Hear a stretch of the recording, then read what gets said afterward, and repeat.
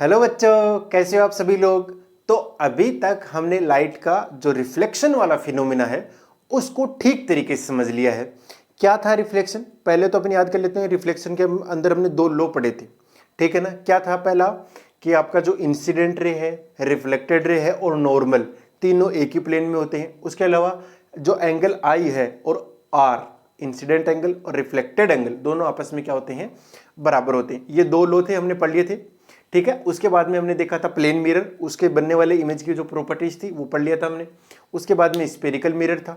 Spherical mirror के अंदर हमने बहुत सारे टर्म्स पढ़ लिए थे, वो ठीक तरीके से कैसे अपन रे डायग्राम बना सकते हैं वो चीज़ें हमने ठीक तरीके से जान ली थी। क्या पोल होता है, क्या फोकस होता है, क्या सेंटर ऑफ कर्वेचर होता है, क्या प्रिंसिपल एक्सिस होता है, ये सारी चीज़ें, क्या फोकल लेंथ होती है, यू क्या होता है, वी क्या होता है। और इंपॉर्टेंट चीज़ जो था वो क्या था, इन सब में रिलेशन 1/v प्लस में 1/u is equal to 1/f।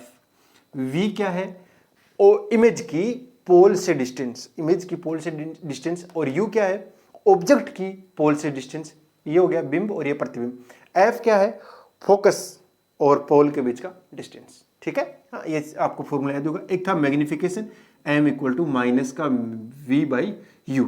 अब एक चीज और भी थी, इनके अंदर v, u और f तीनों को अपन को साइन के साथ में, चिन्ह के साथ में रखना जरूरी था। अगर प्लस है तो प्लस लिख देंगे, अगर माइनस है तो माइनस लिख देंगे, बस। एंड वो डिसाइड कैसे करते थे, तो उसके लिए हमने साइन कन्वेंशन बताया था। जिस तरफ से इंसिडेंट हो रहा है, अगर इंसिडेंट इधर से इधर हो रहा है तो इस वाले डायरेक्शन को प्लस लेंगे, अगर इधर से इधर हो रहा है तो इस वाले डायरेक्शन को प्लस ले लेंगे, और उसके अपोजिट वाली माइनस, और हर डिस्टेंस को पोल से नापेंगे। ये इतना हमने मोटा मोटा देख लिया था, ठीक है ना। जैसे ये एक मिरर है, स्फेरिकल मिरर, इसके अंदर ये क्या बनेगा, पोल, ये क्या बनेगा, एफ, और ये क्या बनेगा, सी। बात समझ आ गई होगी। अब ध्यान से देखिए, अगर इसके अंदर प्लस और माइनस लेना हो तो किस डायरेक्शन को प्लस लें। देखो इंसिडेंट इधर से इधर होगा ना, इधर से इधर, तो इस पोल से अगर इधर जाएंगे तो वो आएगा प्लस, और इधर जाएंगे वो माइनस। यानी इंसिडेंट वाली डायरेक्शन को अपन को प्लस लेना है और उसके अपोजिट वाली को क्या लेना है, माइनस लेना है। आज का जो अपना टॉपिक है वो है रिफ्रैक्शन ऑफ लाइट।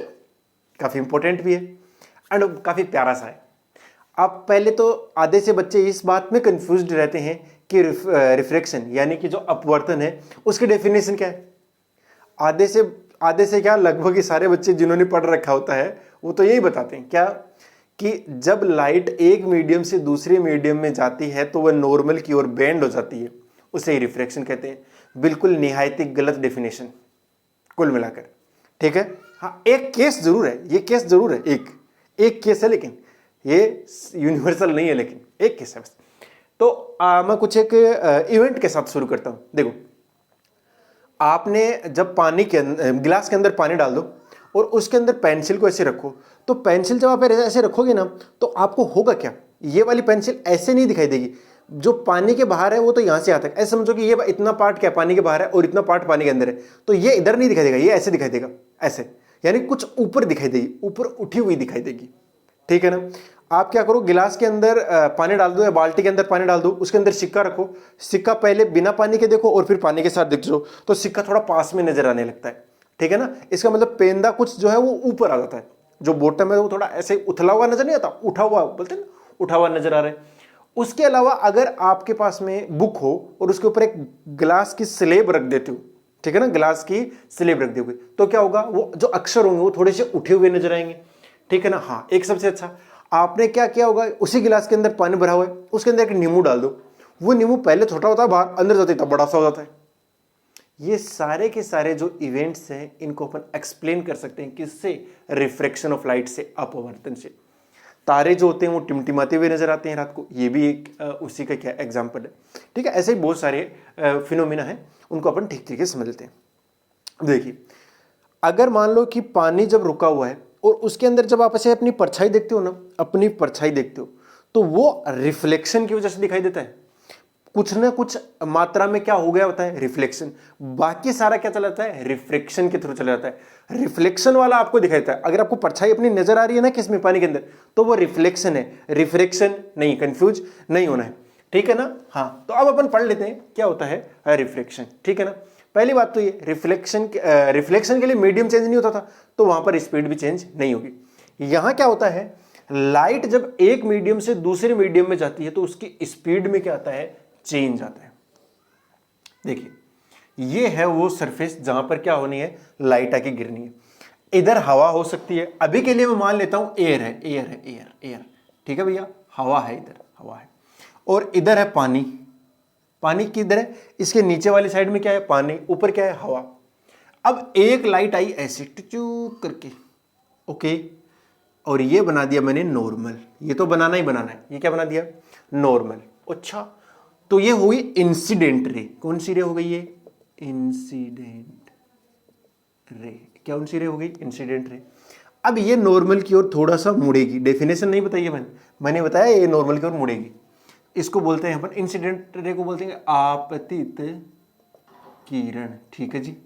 इसको बोलेंगे अपवर्तित किरण यानी रिफ्रैक्टेड रे, ठीक है, अपवर्तित किरण, ठीक है बढ़िया। ये रे होगी दोनों की दोनों। अब अपन को एंगल भी दिखाने है, और ये जो है ये कौन है भाई साहब, ये नॉर्मल है, अभिलंब बोलते हैं इसको। ये तो सब पता ही होगा ना आपको, हाँ ये तो पता होगा, शायद सबको पता होता है, और रिफ्लेक्शन में हमने सीख लिया। ये कौन सा एंगल है, ये इंसिडेंट एंगल है, और ये जो एंगल है नॉर्मल के साथ ही देखना आपको, वो है रिफ्रेक्टेड। तो ये आई जो बनाया है वो कौन सा एंगल है, इंसिडेंट एंगल। अभी तक मैंने डेफिनेशन नहीं बताई है ना, डेफिनेशन अभी बताऊंगा मैं। और ये जो चीज है आर, आर क्या है, रिफ्रेक्टेड, रिफ्रेक्टेड एंगल यानी अपवर्तित कोण। तो ये हमने सारी चीजें लिख रखी है। अब बस बात है तो डेफिनेशन की। सर ये ठीक तो लग रहा है, जब हाँ दूसरी बात ये क्या है भैया, मीडियम चेंज हो चुका है। यहां पर जो लाइट थी जब रिफ्लेक्शन हुआ था, तो रिफ्लेक्शन के टाइम पे क्या हुआ था, ऐसे आई थी वो सूं करके, वो घुस नहीं पाई थी, और घुस नहीं पाई थी वो इधर ही वापस लौट आ गई थी। इसके अंदर क्या घुस ही जाती है लाइट जो होती है, वो दूसरे मीडियम में क्या होती है, घुस जाती है। रिफ्लेक्शन के अंदर यानी परावर्तन के अंदर घुसती नहीं है, जबकि अपवर्तन में यानी रिफ्रेक्शन के अंदर लाइट अंदर घुस जाती है। बात समझा रही है ना। अब देखो जैसे ही अंदर घुसेगी तो ये नॉर्मल की ओर आ रही है कि नहीं आ रही है या दूर जा रही है, वो तो बात की बात है, ठीक है ना। ये रेयर है, डेंसर है, ये सारी बातें बात की। लेकिन एक चीज है, वो क्या है, वो है स्पीड। क्या चीज है, वेरी वेरी इंपॉर्टेंट टर्म लिख रहा हूं मैं। किसका नाम लिखा मैंने भाई, स्पीड ऑफ लाइट, ठीक है, प्रकाश की चाल। क्या शब्द लिखा है मैंने, सारा खेल जो है इसी पर टिका हुआ है। पूरा का पूरा जो ये रिफ्लेक्शन है ना, वो किस पर टिका हुआ है, स्पीड ऑफ लाइट पर। देखिए जरा ध्यान से, जब यहां हवा है ना, ऐसे समझने मतलब इस तरीके से आप समझ सकते हो, याद कर सकते हो इसे, मतलब पता रहेगा चीज कैसे हो रही है। देखिए स्पीड यहां क्या है, एयर के मॉलिक्यूल्स है कि नहीं, एयर के मॉलिक्यूल है। यानी जब ये लाइट आ रही है तो इसको एयर मॉलिक्यूल थोड़ा थोड़ा धक्का मार रहे हैं, लेकिन ठीक है फिर भी ये यहां से यहां तक पहुंच गई बढ़िया तरीके से। यहां तो पानी आ गया ना, पानी के मॉलिक्यूल कितने पास पास होते हैं, और एकदम पास पास होते हैं ना, अड़ के रहते हैं, अड़ के रहते हैं, एकदम पास पास रहते हैं। और जैसे पास पास रहेंगे तो इसको यहां से यहां तक जाने में ज्यादा जोर नहीं आएगा, यहां से यहां तक जब जाएगी तो जोर ज्यादा आएगा, क्योंकि पानी के मॉलिक्यूल एकदम पास पास है, उनको चीर के जाना पड़ेगा। ये समझने का तरीका बता रहा हूं तुमको, ठीक है ना। हाँ यानी इसके अंदर जोर कम आ रहा है, इसके अंदर जोर ज्यादा आ रहा है। जोर ज्यादा आ रहा है तो स्पीड क्या हो जाएगी, कम हो जाएगी। स्पीड क्या हो जाएगी, कम हो जाएगी। अब सुनिए डेफिनेशन, पहले हिंदी में बताता हूं। जब प्रकाश की किरण एक माध्यम से दूसरे माध्यम में जाती है तो उसके चाल में परिवर्तन आता है, तो उसकी चाल में परिवर्तन आता है। चाल में आए इस परिवर्तन को ही अपवर्तन कहते हैं। अब इंग्लिश में सुन लीजिए। When a ray of incident from one medium to another medium, then its speed changes. Important term क्या है, speed change होनी चाहिए। Then its speed changes and this change in speed is known as refraction. Word to word लिख लीजिए, दोबारा देख लीजिए। क्या है भैया, जब रे ऑफ लाइट एक मीडियम से दूसरे मीडियम में जाती है तो उसकी स्पीड में चेंज आता है, और इस चेंज स्पीड में आए हुए चेंज को ही क्या कहते हैं, रिफ्रैक्शन। तो change in speed is known as refraction. बस चेंज इन स्पीड, चाल में बदलाव। मैंने चाल बोला है, वेग नहीं बोला है, क्योंकि हो सकता है वेग तो रिफ्लेक्शन में भी मतलब वेलोसिटी जो होती है ना, वेलोसिटी, मैंने क्या बोला है, स्पीड बोला है, वेलोसिटी नहीं बोला है। बट वेलोसिटी जो है वो तो चेंज हो सकती है, किस में, रिफ्लेक्शन में भी चेंज होती है। आपको पता है ना, जो रे होती है वो इधर आ रही होती है फिर इधर चली जाती है रिफ्लेक्शन के अंदर। तो देखो इसने अपना जो स्पीड है वो नहीं बदला, लेकिन डायरेक्शन तो बदल ली ना। जब डायरेक्शन बदल ली तो इसका मतलब क्या है, वेलोसिटी चेंज हो गया। वेलोसिटी वेक्टर होती है तो वेक्टर क्वांटिटी चेंज, इसका मतलब वेलोसिटी ही चेंज। बढ़िया भैया, यहाँ तो वेलोसिटी चेंज है, स्पीड चेंज नहीं हुई। यहाँ क्या होती है, स्पीड चेंज होती है। अब बात आती है स्पीड होती कितनी है भाई, लाइट की स्पीड कितनी होती है, ये भी तो सवाल है। तो उसको अपन पहली बात तो सी से लिखते हैं। किससे लिखते हैं, सी से। और वो वैक्यूम के अंदर, यानी वैक्यूम या हवा मान लीजिए, उसके अंदर सबसे ज्यादा होती है, ठीक है ना, क्योंकि वहां पर कोई नहीं है ना, इससे टक्कर लगने वाला कोई नहीं है। यहां तो पानी आ सकता है, कभी कभी बर्फ आ सकती है, उसके अलावा क्या आ सकता है, जैसे हीरा है, कांच आ सकता है, ग्लास आ सकता है, ये सारी चीजें आ सकती है। यहां पे क्या होगा भैया, मैं किसके लिख रहा हूं, हवा के लिए लिख रहा हूं। तो हवा के अंदर जो स्पीड होती है वो होती है 3 लाख किलोमीटर पर सेकंड। लेकिन अपन को तो मीटर पर सेकंड में याद है, वो कितनी आएगी, वो आएगी 3 × 10⁸ मीटर पर सेकंड। याद रख लोगे इतना, 3 × 10⁸ मीटर पर सेकंड। तो ऐसे याद रखोगे तो कितना हो गया, 3 लाख किलोमीटर पर सेकंड। बस बहुत सिंपल सी चीज है, आप इसको याद रख सकते हो। इसको याद रखने की कोशिश कीजिए, बार बार याद कीजिए इसको, ठीक है। अब मैं वापस बताता हूं भैया, रिफ्रैक्शन क्या है, वो याद नहीं रखोगे ऐसे कि जब वो इधर से इधर आती है तो नॉर्मल की ओर बेंड हो जाती है न, या नॉर्मल से दूर हो जाती है न, ऐसी चीजें याद ही नहीं रखनी है। ऐसी चीजें आपको याद ही नहीं रखनी है, ओके।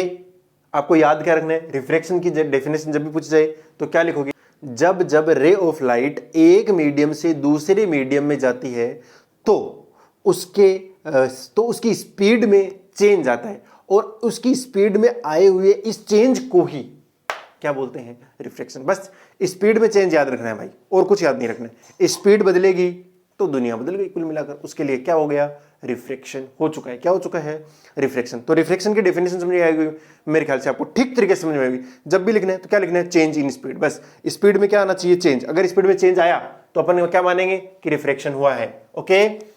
तो एक मीडियम से दूसरे मीडियम में जब लाइट जाती है, ट्रेवल करती है तब, ठीक है ना।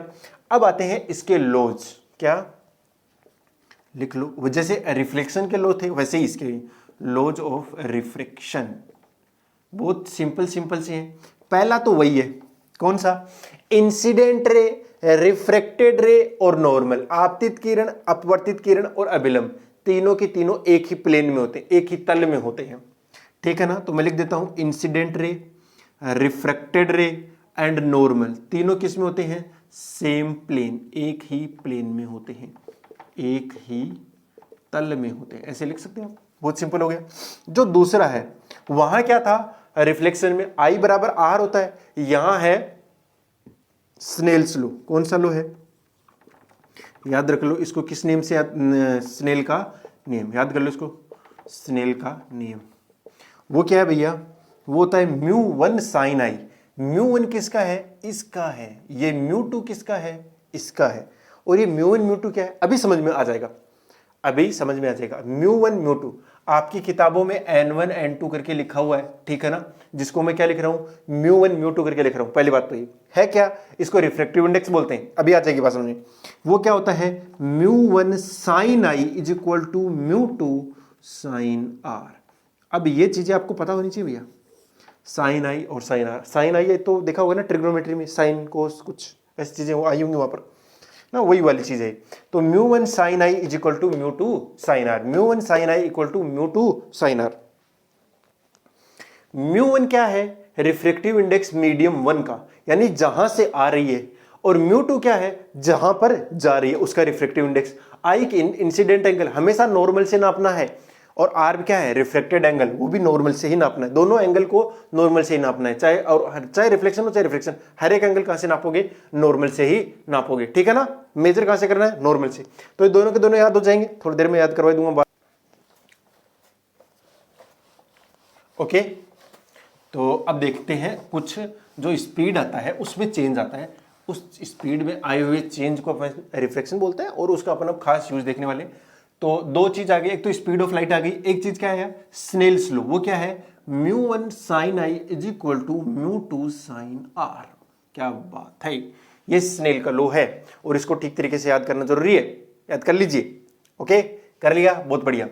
अब देखो जरा, देखो देखो देखो, एक चीज है कि आपने वो वाली डेफिनेशन क्यों काम में नहीं ली, कि कुछ बच्चे ऐसे याद कर लेते हैं when A ray of light, जब आपकी रे ऑफ लाइट एक मीडियम, वो भी मीडियम कौन सा, rarer medium to denser medium, rarer medium से डेंसर मीडियम में जाती है तो वो नॉर्मल की तरफ बेंड हो जाती है। ये वाली डेफिनेशन क्यों काम में नहीं ली?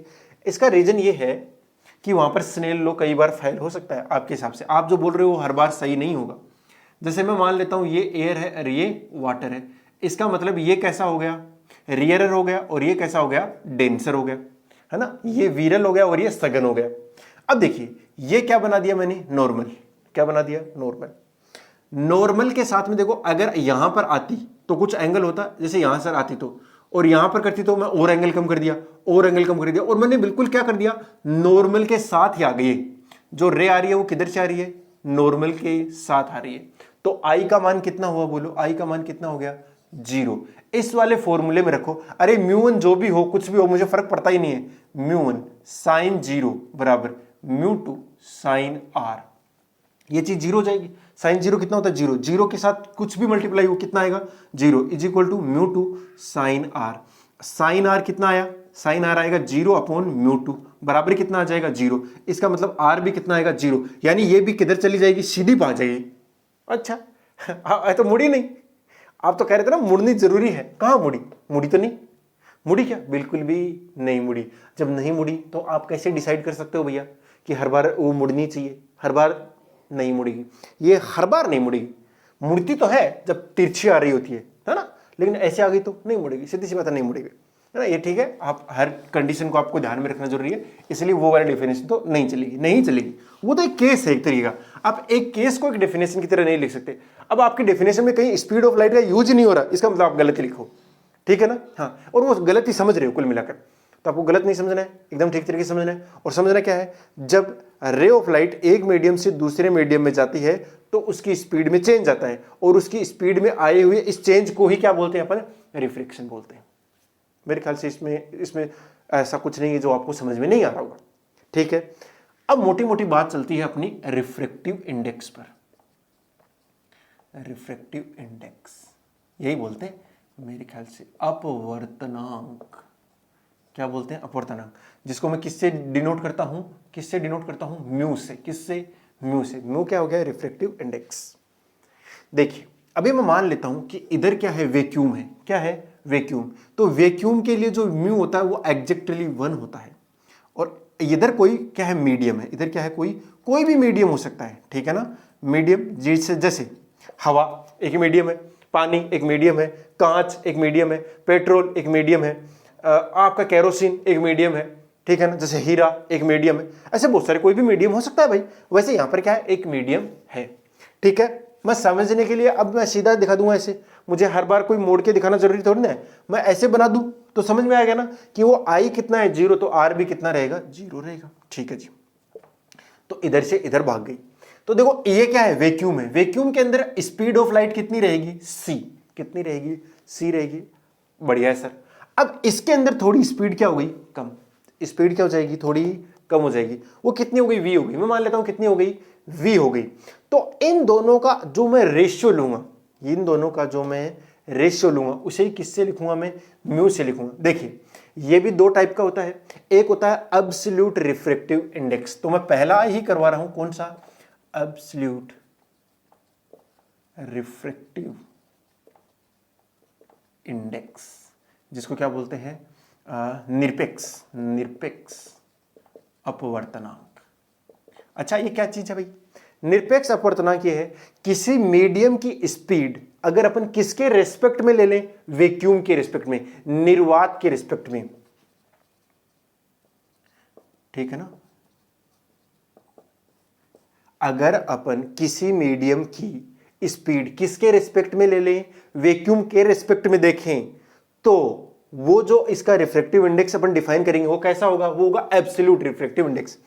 तो इससे एब्सोल्यूट रिफ्रैक्टिव इंडेक्स क्या हो गया भाई, म्यू क्या हो गया, speed of light in vacuum, speed of light in vacuum divide by speed, सीधा लिख दो speed of light in medium. ठीक है ना। हाँ, हिंदी वाले बच्चे लिखना चाहो तो लिख सकते हो कि निर्वात में प्रकाश की चाल और ये क्या है, माध्यम में प्रकाश की चाल। बहुत बढ़िया, बहुत समझ आएगा। ये कौन सा है, एब्सोल्यूट है। ये कौन सा है, एब्सोल्यूट रिफ्रैक्टिव इंडेक्स है। इसमें हम किसके रेस्पेक्ट में देखेंगे, वैक्यूम। हाँ, स्पीड ऑफ वैक्यूम ऊपर आएगी और ये क्या आएगा, नीचे आएगा। अब देखिए सबसे ज्यादा किस में होता है, सबसे ज्यादा स्पीड किस में होती है, वैक्यूम में होती है। तो सबसे ज्यादा वैल्यू हमने इसमें रख दी और ये वाली मीडियम में तो कम ही आएगी स्पीड। तो इसका मतलब है म्यू हमेशा 1 से बढ़ाएगा। लेकिन म्यू कौन सा, म्यू एब्सोल्यूट वाला। कौन सा, एब्सोल्यूट वाला। म्यू हमेशा 1 से बड़ा आएगा, ये बात ठीक है, लेकिन कौन से वाला आएगा, एब्सोल्यूट वाला। अभी दूसरा पढ़ाऊंगा मैं, रिलेटिव वाला। रिलेटिव वाला ऐसा हो गया जैसे हवा से पानी में गई या पानी से हवा में गई, हवा से पानी में गई या पानी से हवा में गई, ऐसा हो सकता है। या हो सकता है कि पानी से कांच में गई। अरे जैसे कांच की आपने क्या रख रखी है, एक कंटेनर ले लिया, उसके अंदर पानी भर दिया, उसके ऊपर से लाइट डालो, तो पहले लाइट किस में आ रही है, हवा से पानी में, फिर पानी से किस में गई, कांच में, नीचे कांच लगा हुआ है, तो पानी से कांच, फिर वहां पे रिफ्रैक्टिव इंडेक्स दूसरा आएगा। ठीक है ना, जिसको अपन क्या बोलेंगे, relative refractive index. Relative refractive index, ये ठीक है ना, ये समझ में आ गया ना। अब मैं 1-2 एग्जाम्पल करवा देता हूं इससे रिलेटेड, ताकि आपको चीजें समझ में आ जाए। एग्जाम्पल, जैसे किसी ने लिख दिया म्यू एयर इसका, और वो लिख दिया 1.0003, ये लगभग किसके बराबर है भाई, 1 के बराबर है। यानी वैक्यूम में और एयर में स्पीड इस लाइट की जो होती है वो ऑलमोस्ट क्या होती है, इक्वली। थोड़ी सी कम होती है एयर में वैक्यूम के कंपैरिजन में, क्योंकि इसका मान थोड़ा सा है, लेकिन ना के बराबर है, कोई फर्क नहीं पड़ेगा। लेकिन मैं लिखवा देता हूं म्यू वाटर। म्यू वाटर का होता है 4/3, जिसको 1.33 बोलते हैं, 1.33। ठीक है, अब 4/3 से याद रख सकते हो। म्यू ऑफ ग्लास यानी कांच का कितना होता है, 3/2, डेढ़ होता है, 1.5 होता है। अब देखिए इनमें किसी में मैंने यूनिट लिखी है क्या, इकाई। जैसे यूनिट मैं हर बार आपको मेंशन करवाता हूं, है कि नहीं। जैसे आपने एफ को मीटर में लिया, सेंटीमीटर में लिया, इस तरीके से आप हर बार क्या लेते हो, जैसे वेलोसिटी होती है वो मीटर पर सेकंड में, एक्सेलरेशन मीटर पर सेकंड स्क्वायर में होता है, जो वर्क होता है वो जूल में लेते हैं अपन, है कि नहीं। अभी जैसे इलेक्ट्रिसिटी आएगा, करंट को जिसमें नापेंगे अपन एम्पियर में नापेंगे, चार्ज को नापेंगे वो किस में नापेंगे, कुलाम में नापेंगे। ये सारे क्या है, इन सब की यूनिट्स है कि नहीं। लेकिन यहां पे इनकी यूनिट नहीं आ रही है, क्यों नहीं आ रही, ध्यान से देखो। ऊपर क्या है, स्पीड है, नीचे भी क्या है, स्पीड है। स्पीड की यूनिट क्या होती है, मीटर पर सेकंड। नीचे भी स्पीड है, उसकी यूनिट भी क्या होती है, मीटर पर सेकंड। मीटर पर सेकंड से मीटर सेकंड कट गया, कुछ भी नहीं आएगा। ये म्यू जो है वो कैसी क्वांटिटी है, यूनिट लेस क्वांटिटी है, डायमेंशन लेस क्वांटिटी है। ठीक है ना, इकाई रहित है, इसकी कोई इकाई नहीं होती है भाई, ध्यान रख लीजिए, कोई इकाई नहीं होती है। जैसे आपका कोफिशिएंट ऑफ फ्रिक्शन होता है ना, उसकी भी कोई यूनिट नहीं होती है, वैसे ही इसकी भी कोई यूनिट नहीं होती है। बात समझ आ गई होगी मेरे ख्याल से। हाँ, ये क्या है, कोई यूनिट नहीं है। अब देखिए एक क्वेश्चन करवाता हूं मैं आपको एग्जांपल, ये तो मैंने लिखवा दिया ऐसे, ठीक है ना। आपकी बुक में पूरी लिस्ट बनी हुई है, तो ये जो लिस्ट बनी हुई है कौन से की बनी हुई है, एब्सोल्यूट रिफ्रैक्टिव इंडेक्स की। इससे रिलेटेड क्वेश्चन ही आता है, ठीक है ना। लेकिन दूसरा भी तो आपको समझना जरूरी है कि नहीं। चलो क्वेश्चन लिखवा देता हूं मैं।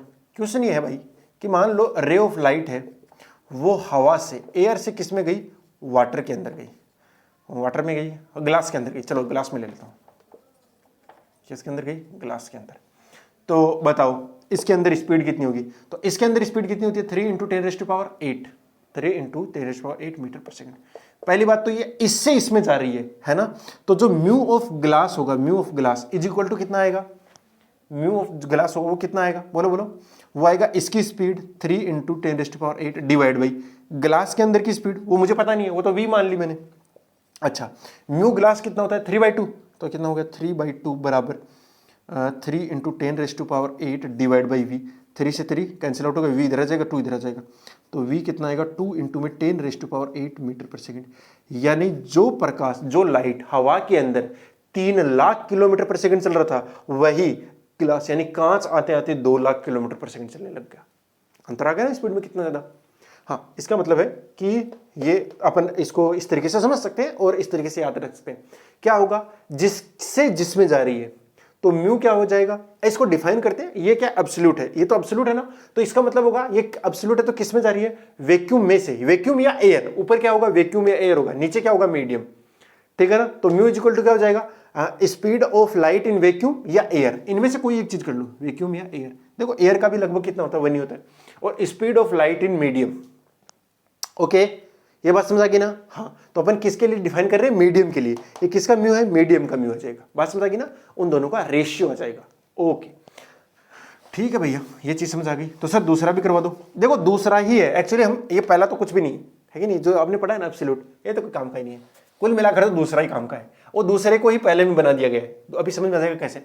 उसको बोलते हैं रिलेटिव रिफ्रैक्टिव इंडेक्स, सापेक्ष अपवर्तनांक। सापेक्ष अपवर्तनांक क्या होता है? देखिए, मैं मान लेता हूं कि इधर कौन है भाई? पानी। इधर कौन है? पानी यानी वाटर। और इधर कौन है? इधर है जैसे ग्लास, कांच। ठीक है भाई। और रे ऑफ लाइट किधर से किधर गई? इधर से इधर गई। यानी कहां से कहां गई? पानी से ग्लास में गई। पानी से ग्लास में गई। कुछ लोग इसको नाम दे देंगे मीडियम, ये 1 है और ये मीडियम नंबर 2 है। ठीक है ना? तो रे कहां से कहां गई है? 1 से 2 में गई। कहां से कहां गई है? 1 से 2 में। तो इसको लिखने का तरीका क्या है? 1 म्यू 2। 1 म्यू 2। इसका मतलब क्या होगा? रे जो है वो 1 से 2 में गई है। इसको ऐसे भी तो लिख सकता हूं मैं इसके लिए, W। क्या? W मतलब वाटर, सॉरी। इसका मतलब क्या हो जाएगा? W mu G। इसका मतलब क्या है? रे कहां से कहां गई है? W से G में। आपकी किताबों में कैसे लिखा गया है वो बता देता हूं मैं।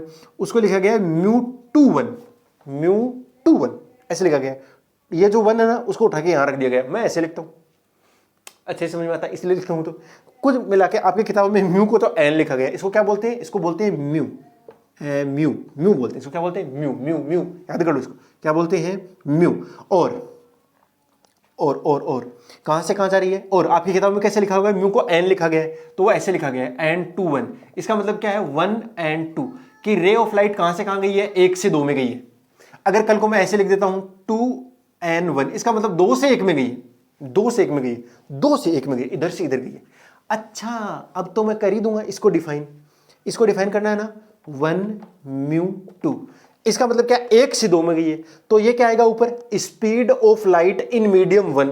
अगर इसको मैं लिख रहा हूं W म्यू G, मतलब speed of light in water. अरे ऊपर वाले की स्पीड जिससे जिसमें जा रही है, जिससे जिसमें जा रही है, तो जिससे जा रही है उसकी स्पीड डिवाइड बाई जिसमें जा रही है उसकी स्पीड।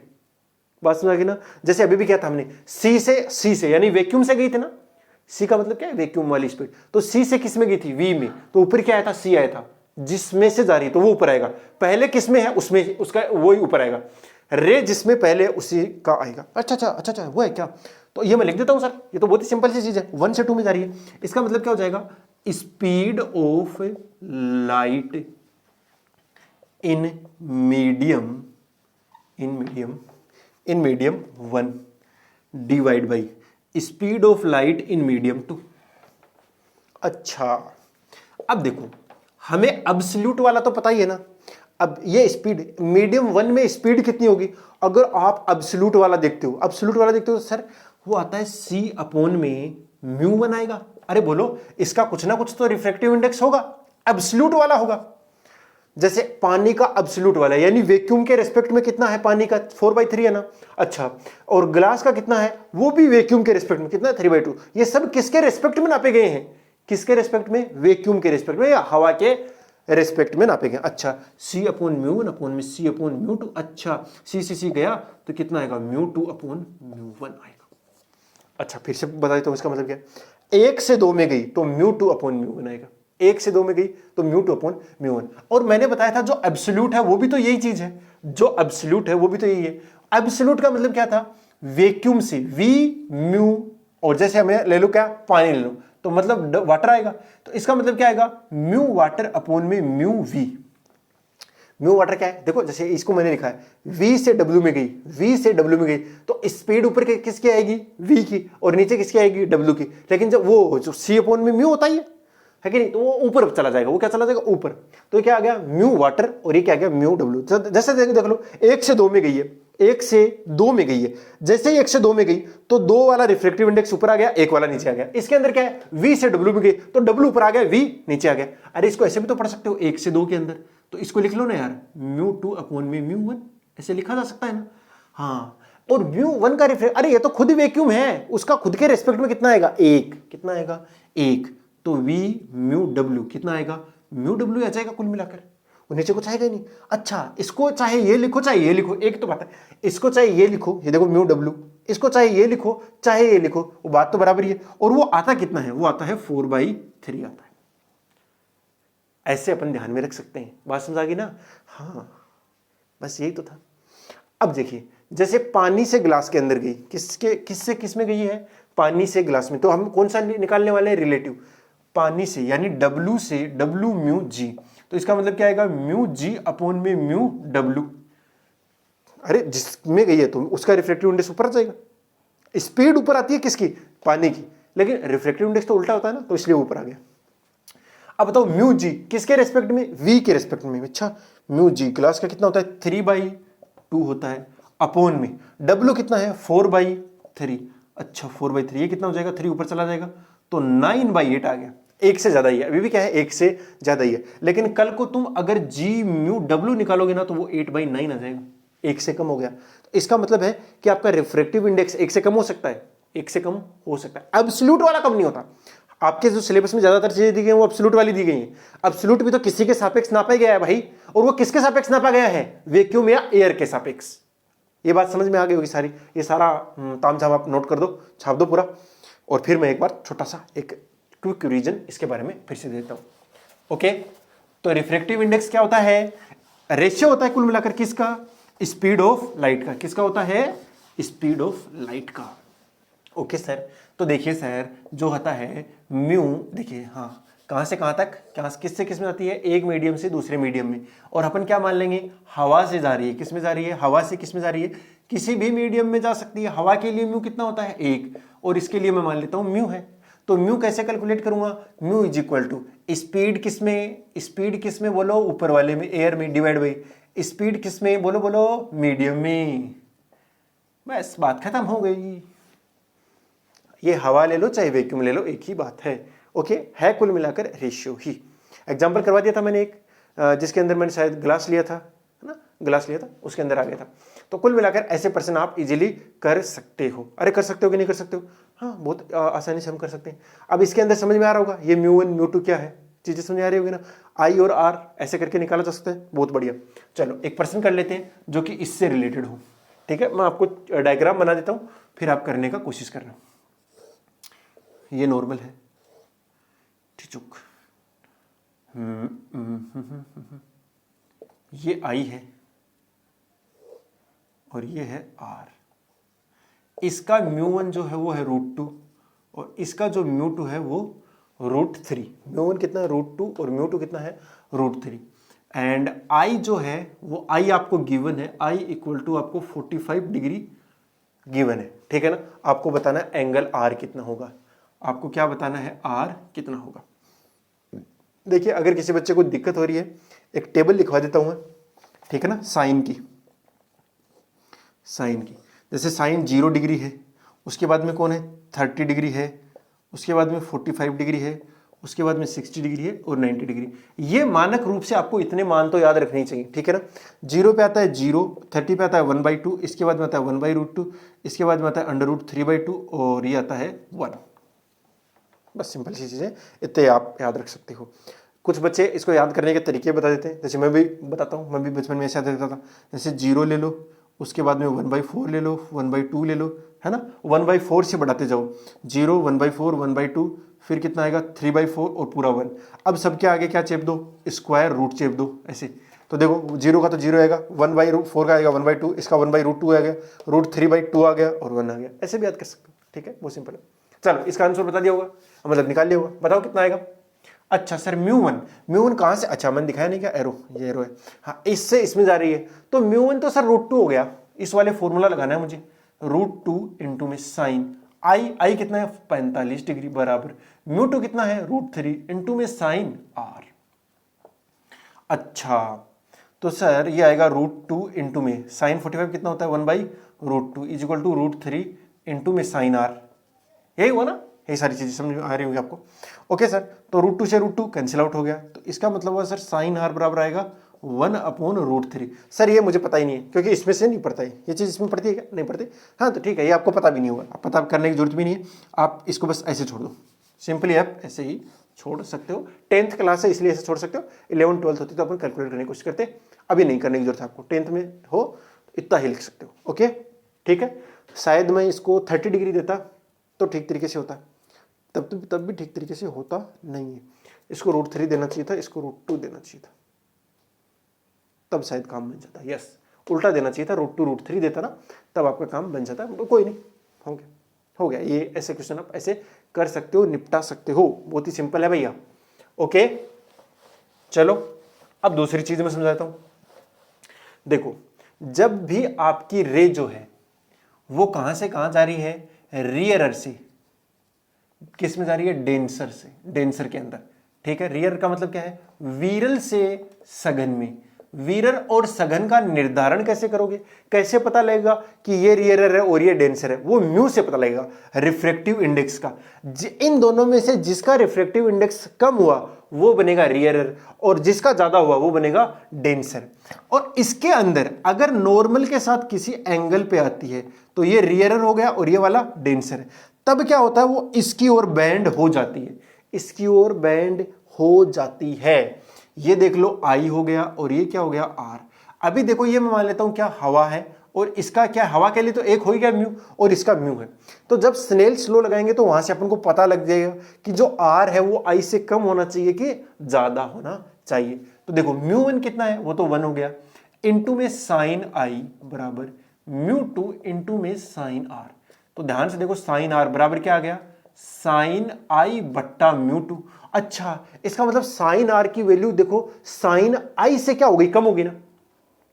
जो ये साइन आर आएगा इसकी वैल्यू साइन आई से तो कम ही आ रही है ना, क्योंकि μ2 1 से ज्यादा है। अगर ये 1 से ज्यादा है तो इसका मतलब इसका, अरे 1 से ज्यादा है ना, रियर से डेंसर का मतलब ही क्या है, ये 1 से ज्यादा है। अगर ये 1 से ज्यादा हुआ तो ये साइन आई, जो साइन आर की वैल्यू है वो साइन आई से कम आ रही है, इसका मतलब जो आर आएगा वो आई से कम आएगा। तो देखो ये इधर जाती तब जाके आई आता ना, अब इससे इधर ही चली गई। दूसरी बात, अगर डेंसर से रियर में जा रही है तो जो ये आएगा म्यू वो क्या आएगा, 1 से कम आएगा। जैसे अभी भी मैंने दिखाया था वो 8/9 आ गया था, वो 1 से कम आ गया था। अगर ये 1 से कम आ गया, अच्छा 1 से कम आ गया, इसका मतलब तो जो साइन आर आया है ना वो साइन आई से बड़ा आएगा। जो भी साइन आर आया है वो साइन आई से क्या आएगा, बड़ा आएगा। और बड़ा आने के लिए डेंसर से रियरर में जाने के लिए, यानी सघन से विरल में जाती है तो वो दूर हट जाती है। क्या होती है, दूर हट जाती है, नॉर्मल से दूर हटती है, नॉर्मल से दूर बेंड होती है। ऐसा कोई भी वर्ड आप ध्यान में रख सकते हो, लेकिन कंसेप्ट यहां से आ रहा है। और ये चीज आई कहां से है ना, ये चीज आप छोड़ दो, कहां से आई अभी तो, ठीक है ना। हाँ आती है, इसके अंदर एक लॉ लगता है कि अगर आपकी लाइट जो है एक पॉइंट से दूसरे पॉइंट तक जाना चाहती है तो वह उस पाथ को फॉलो करेगी जिसमें उसको टाइम सबसे कम लगता है, ठीक है ना। हाँ चुचुक चुचुक, बस बहुत सिंपल है कि अब ये इस पूरी मैथमेटिक्स इसमें लगाई जाती है तब जाके आता है। अब मैं 12th में कराता हूँ, अभी नहीं कराने वाला, कोई काम का भी नहीं है अभी आपके लिए। ये बात समझ आ रही होगी आपको ठीक तरीके से, और ये दोनों की दोनों ये सारी चीजें आपको अच्छे समझ में आएगी। स्पीड ऑफ लाइट याद रख लेना, ये होता है भाई। और ये किसके अंदर है, ये हवा के अंदर है या निर्वात के अंदर है, वैक्यूम के अंदर है, बाकी जगह नहीं है। बाकी जगह कमी ज्यादा हो सकती है, इससे ज्यादा तो नहीं होगी, इससे कमी होगी बाकी जगह, ठीक है ना। उसके अंदर रिफ्रैक्टिव इंडेक्स का खेल काम में आएगा, ठीक है ना। अब देखिए मैं कुछ एक चीजें जो थी उनको एक्सप्लेन करने की कोशिश करता हूँ। जैसे जो सिक्का होता है ना, अगर उसके अंदर डाल दिया किसमें, गिलास में या बाल्टी में, तो वो थोड़ा ऊपर उठा हुआ दिखाई देता है। ऐसा क्यों होता है तो उसको समझने का प्रयास करते हैं। जो पेंसिल होती है वो मुड़ी हुई क्यों दिखाई देती है, मतलब कुल मिलाकर थोड़ी सी ऊपर उठी हुई दिखाई देती है, वो क्यों दिखाई देती है उसको समझ लेते हैं। ओके, तो ये इस तरीके से मैं कुछ ज़्यादा बड़ा बर्तन ले लिया, इतना बड़ा लेने की जरूरत ना है मेरे को, इतना इससे ही काम चल जाएगा। हाँ इसको मैंने क्या कर दिया, इसको पानी से भरा हुआ है भाई, ठीक है ना।